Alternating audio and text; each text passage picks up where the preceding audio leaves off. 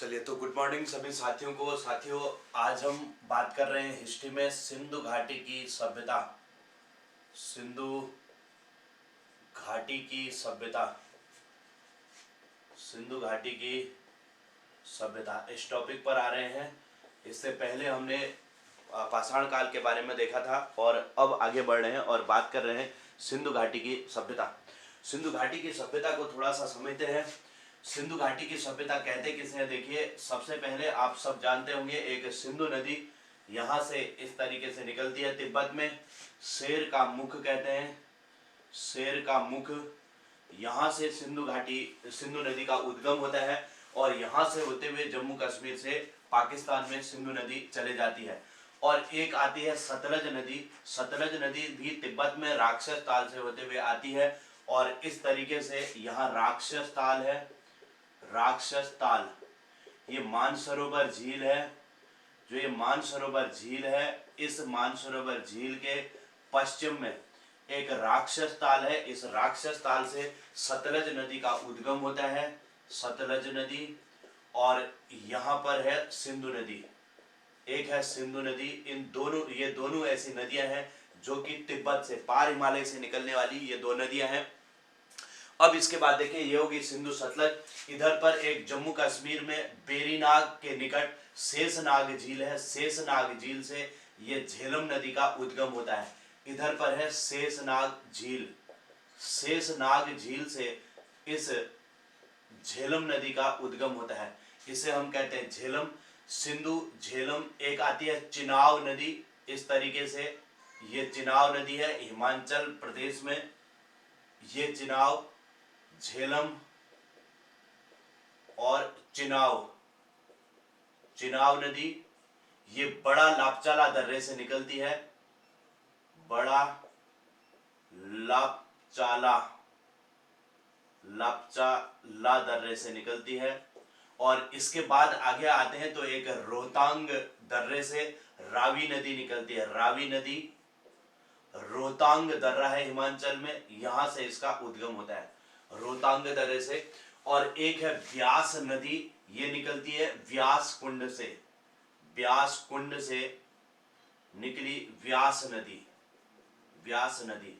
अब आप देखिए, ये नदियां हैं सिंधु नदी तंत्र की। सिंधु, झेलम, चिनाब, रावी, व्यास और सतलज नदियां, ये सारी की सारी नदियां, इन्हें कहते हैं सिंधु नदी तंत्र की नदियां। अब हम बात कर रहे हैं। अब आप कहोगे कि भाई ये तो ज्योग्राफी का टॉपिक है, ये हिस्ट्री में क्यों पढ़ रहे हैं? क्योंकि हम यहाँ पर सिंधु घाटी सभ्यता की बात कर रहे हैं। सिंधु घाटी सभ्यता कहते किसे हैं? देखो, सिंधु नदी, सिंधु और उसकी सहायक नदियों के आसपास, सहायक नदियों के आसपास बसी सभ्यता के आसपास बसी सभ्यता को सिंधु घाटी सभ्यता कहते हैं। को सिंधु घाटी सभ्यता कहते हैं। तो ये है सिंधु घाटी सभ्यता का मतलब। सिंधु नदी और उसके आसपास बसी हुई सभ्यताओं को सिंधु घाटी की सभ्यता कहते हैं। अब देखो, ये सिंधु नदी है और इसके आसपास इन सारी सिंधु और उसकी सहायक नदियों के आसपास जो भी सभ्यताएं बसी हैं, ये सारी की सारी सभ्यताएं सिंधु घाटी की सभ्यता कहलाती है। ठीक है, तो ये है सिंधु घाटी की सभ्यता। सिंधु नदी और उसकी सहायक नदियों के आसपास बसी हुई जितनी भी सभ्यताएं हैं, ये पूरी की सारी सभ्यताएं सिंधु घाटी की सभ्यता कहलाती है।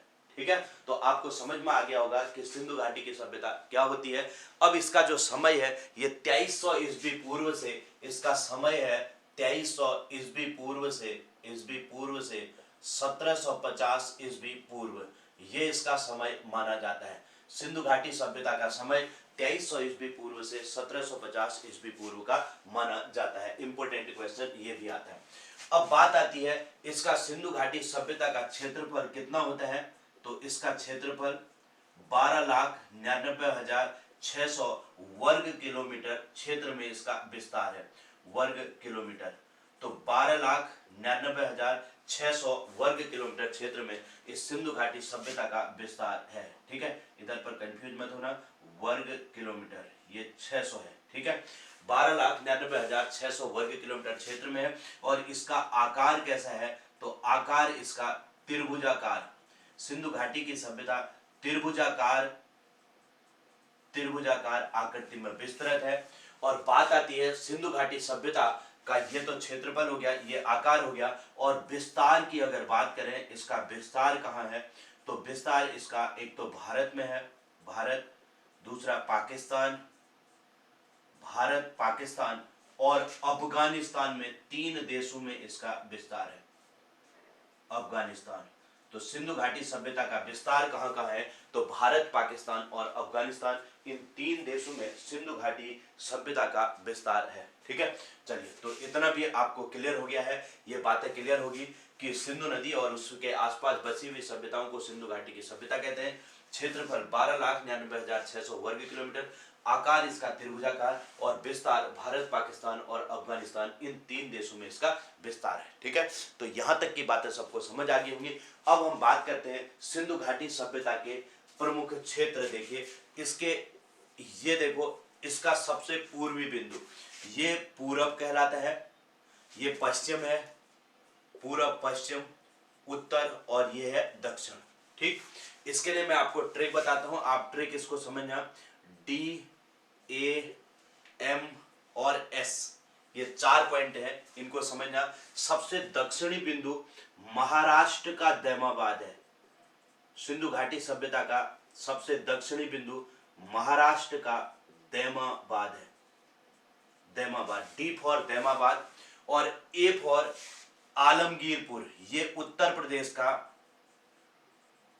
प्रदेश का आलमगीरपुर, ये पूर्वी बिंदु है। अब यहां चलते हैं, उत्तरी बिंदु कौन सा है, तो जम्मू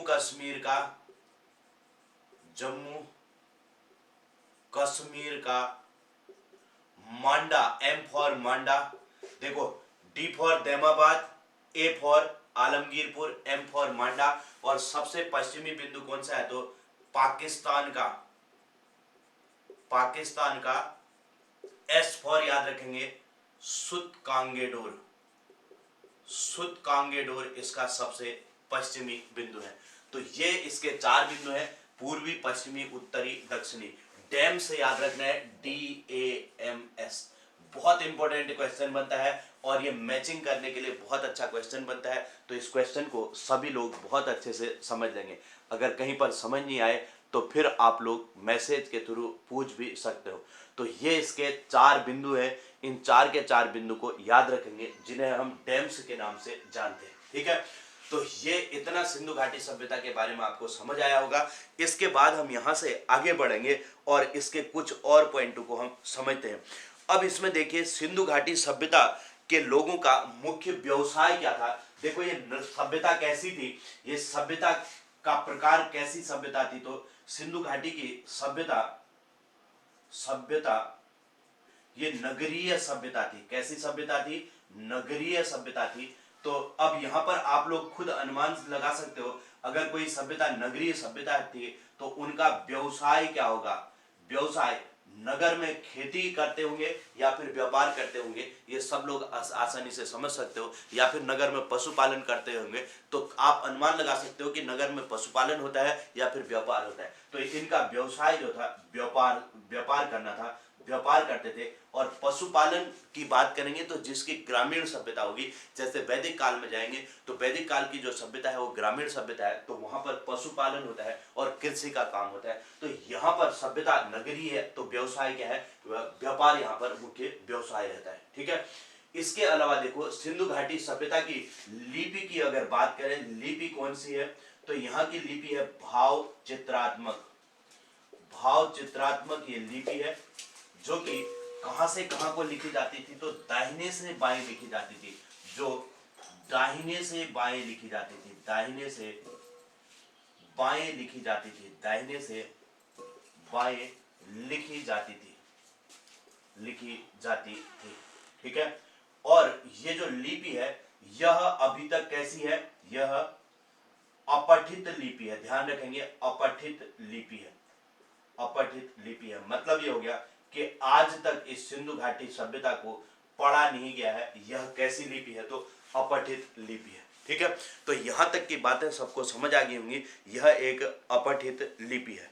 ठीक, अब बात आती है कि सिंधु घाटी सभ्यता में जो प्रमुख नगरों में से देखो एक पूछा जाता है कि सिंधु घाटी सभ्यता का बंदरगाह कौन सा क्षेत्र था।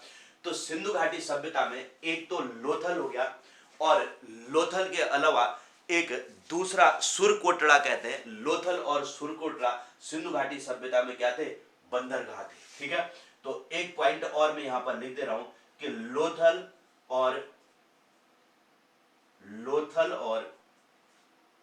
सुरकोटड़ा बंदरगाह थे, याद रखेंगे, बंदरगाह। सिंधु घाटी सभ्यता के बंदरगाह कौन कौन से थे, तो लोथल और सुरकोटड़ा सिंधु घाटी सभ्यता के बंदरगाह थे, इसको भी याद रखेंगे। और स्वतंत्रता के बाद, देश आजाद होने के बाद सिंधु घाटी सभ्यता के सर्वाधिक स्थल कहां पर मिले हैं, तो सर्वाधिक स्थल हमारे गुजरात में मिले हुए। ठीक है, तो स्वतंत्रता के बाद सर्वाधिक स्थल लिख देता हूं यहां पर, स्वतंत्रता के बाद सर्वाधिक स्थल गुजरात से प्राप्त हुए, गुजरात में मिले। ठीक है, तो इस बात को भी ध्यान रखना कि देश की स्वतंत्रता के बाद सिंधु घाटी सभ्यता के सबसे अधिक स्थल कहां पर मिले, तो गुजरात में मिले। और सिंधु घाटी सभ्यता की सर्वप्रथम किस स्थल की खुदाई हुई, तो हड़प्पा नामक स्थल की सबसे पहले खुदाई हुई थी। तो सर्वप्रथम खुदाई कहां की हुई, तो सिंधु घाटी सभ्यता में सर्वप्रथम खुदाई किस स्थल की हुई, खुदाई तो हड़प्पा नामक स्थल की सबसे पहले खुदाई हुई थी। ठीक है, तो इसीलिए हड़प्पा की जो सभ्यता है, हड़प्पा सभ्यता को सिंधु घाटी सभ्यता भी कहा जाता है। ठीक, तो अब इसमें देखो सिंधु घाटी सभ्यता के लोगों का मुख्य व्यवसाय हमने कहा व्यापार था। और इसके अलावा यहाँ पर देखो, यहाँ की अगर खेती की अगर बात करें, सबसे पहले सिंधु घाटी सभ्यता में किसके साक्ष्य मिले, तो यहाँ से कपास के साक्ष्य यहाँ से सर्वप्रथम मिले थे। ठीक है, तो साक्ष्य सर्वप्रथम किसके मिले, तो सिंधु घाटी सभ्यता में साक्ष्य सर्वप्रथम मिले किसके, कपास की खेती के।